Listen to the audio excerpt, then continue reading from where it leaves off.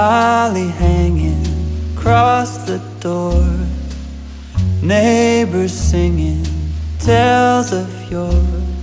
It's so close, hardly can wait. Hello everyone, Abby here, Purple Cottage Crafts, and welcome back to another video here on my channel. This one is going to be all about vintage postcard journal number 3, and this is the one that I did use in my tutorial. So as I'm kind of chatting with you guys, showing you the dust cover, I wanted to mention it is negative 21 degrees right now, so I have my little space heater on, so hopefully it's not too noisy in the background. So this is wrapped on here with some old lace, and it is just tied onto the vintage button. That way you can take it off if you choose to do so and use it somewhere else. And these are just a simple running stitch for the dust cover. That way you can take this apart, deconstruct it, use it as a journal itself, cut it up, use it in different places if you want to do that. So nothing is glued or anything like that. It's just all stitched on. Okay, and as I mentioned, this is journal number 3. I almost forgot what number I was on. And this is the one that I did a tutorial on, showing you guys how I make the super simple fabric binding. So I will link that below in case you haven't had a chance to see that one yet. So out of the 3 that I have for sale, this is the one that has the least amount of things inside of it, meaning lots of decoration and things of that nature. So, all right, and then here we go. So first page, I always like to leave the postcards uncovered because I think it's just really cool to look at the stamping and the postmark on there. And then if it happens to have some writing on there, it's fun to read that as well. So I keep that because I think the graphics and stuff are just so pretty. I also show you in the video how to do, basically I show you how I make everything in this journal, but there's another point of it. That's the fabric strip in there. And we'll go ahead and get right into this little journal. So we have that there. Just lots of vintage papers and ephemera and different things of that nature in here. I do have quite a few my slow stitchy collagey bits. This is part of a book spine. I just stitched that in on top of some old lace. Thought that was kind of fun. And you can see where it was glued. I love that. That is such a cool texture. That was a nice surprise actually. I was like, ooh, I like that. So there's that bit there. And this is an old envelope. And then I have just another stitchy bit right there. And then I'll show you the tag on this one. This is part of an old bingo card. I had to cut it down so it would fit inside the envelope. And there's just some old papers. This is from a shorthand book. Some masking paper. And on the back is old dictionary. Actually, no, excuse me. This is from 1839, this piece of paper. And then it's a blank piece on top of that, so you can journal whatever it is you'd like to do. And I'll put that away in a moment. That way you guys have to stand here and watch me fiddle around trying to do that. And then here we have some sheet music, and then piano roll paper, and then I took a part of another one and stuck it on there. Just kind of collaged it on. And then here is a little journal, and I'll show you that one at the end. And this is some really fun tape I've been loving using in a lot of projects. Also in that tutorial, I show you guys how I make the tip ends. So in the first 2, I have the same little boy, but doing different poses out in the sun, or the snow. Could have been sunny, but it's a snow. And just some old paper, and these are some vintage stamps that I have in there. This is just some gold embroidery thread. Thought that was kind of fun, little nice pop of color and a little bit of brightness for the Christmas journal. And then all the buttons in here are vintage, in case I forget to mention that, because sometimes I do. Just collaging some of the different textiles and papers. And here we have just another one there. And then just a bunch of seed stitching on this particular fabric.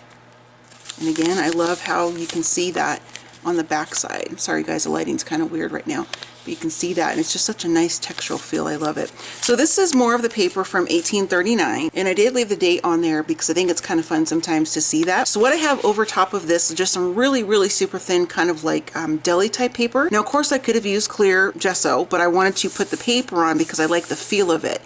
So that way when you journal on here, when you draw on here, you can still see the old paper and the text in the background. So you guys may not be able to see that very well, but like right there you can kind of see a little bit of white. So I thought that was kind of a fun little thing to do. Same thing on the back side, and from an old music book, and just some textile layered on there, and just more collage on the papers there. And here's another little stitchy bit right there. Now this centerpiece here is from an old greeting card. I didn't want to do anything on top of the card or on the back of the card because I think it's really cool how you can see the embossing from the artwork on the front.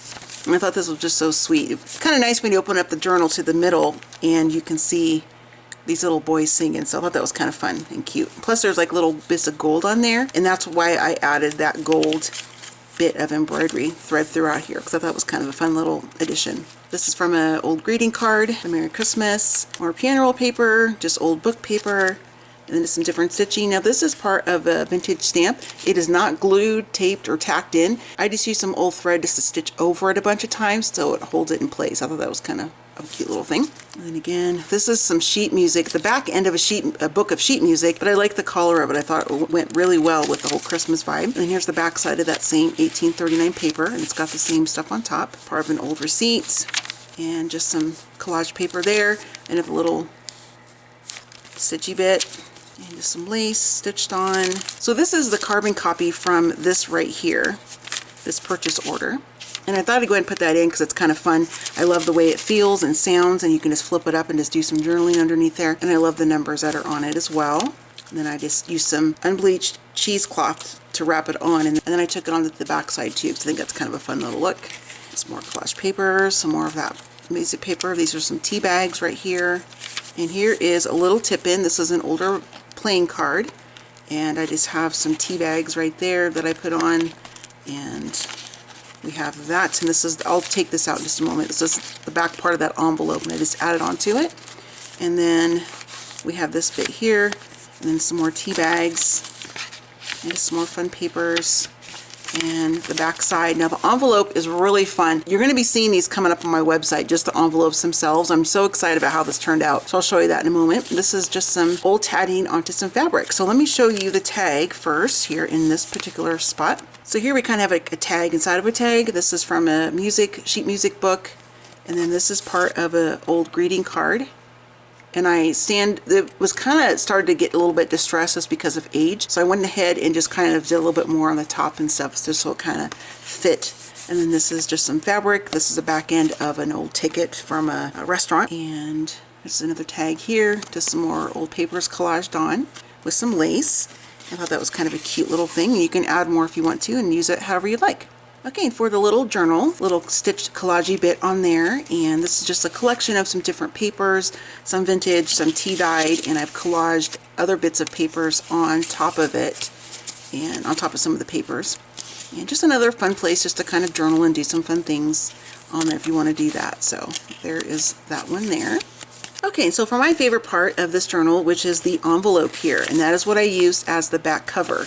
And you guys will see me put this all together in that tutorial, so that'll make more sense if you watch that video in case you're not understanding what I'm talking about. So this is just some more of the book spine. I love this stuff. This is like candy to me. I love it so much. And I just have a bit of some lace underneath it, just stitched on an old button there, and then I have a Velcro dot underneath there so it's easy to open, and then just some more vintage paper. And inside here I just have a super simple little notepad, I guess you could say. I just stitched on some vintage buttons instead of using grommets or like brads or just like a plain hole where I stitch it through. I thought that'd be kind of fun to do that. So again, you're going to be seeing these types of envelopes with these types of things inside of it coming up on my website soon. And just another little, fun place for you guys to journal or do whatever you'd like to do with this. Okay, so this is Vintage Postcard Journal number 3, and this will be up on my website soon, and I will put a direct link to this listing in the description box below so you can go check it out.